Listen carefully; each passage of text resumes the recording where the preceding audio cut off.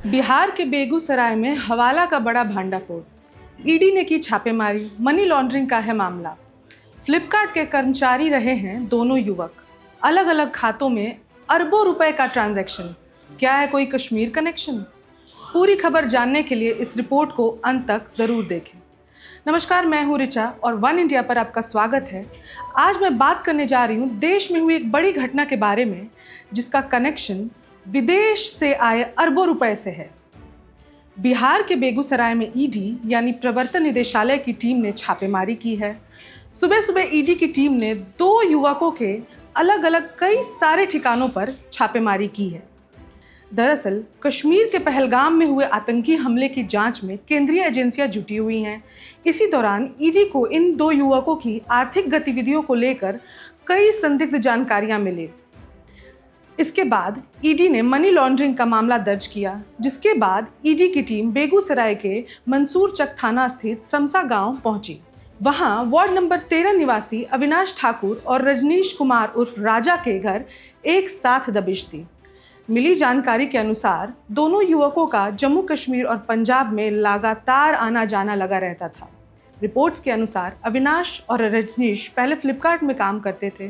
लोगों का कहना है कि अविनाश का सिलीगुड़ी निवासी एक रिश्तेदार दुबई में रहता था, जिससे उसकी काफ़ी बातचीत हो रही थी।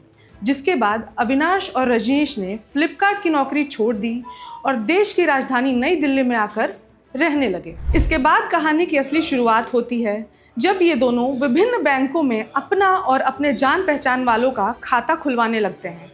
वे दोनों कई प्रकार के प्रलोभन देते हैं और खाता खुलवाते हैं।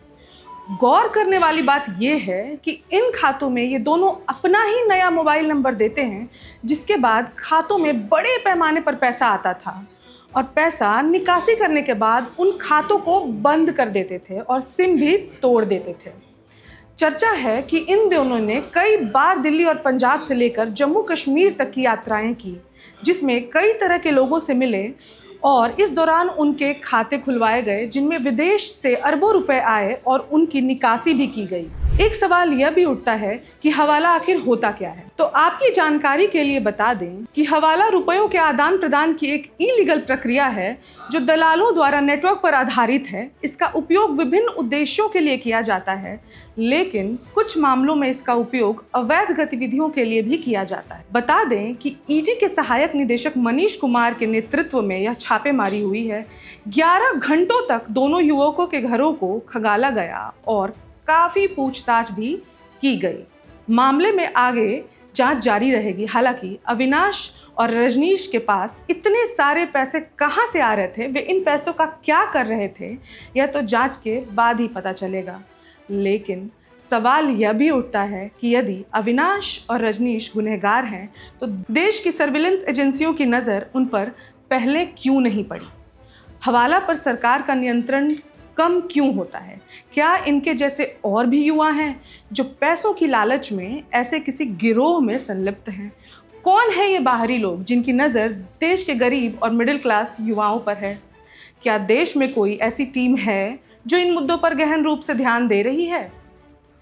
यह हमारे और आपके सोचने का विषय है, क्योंकि घटना कोई भी हो, पिस्ता आम इंसान ही है। ऐसी ही और खबरों के लिए जुड़े रहें वन इंडिया के साथ। धन्यवाद। Subscribe to One India and never miss an update.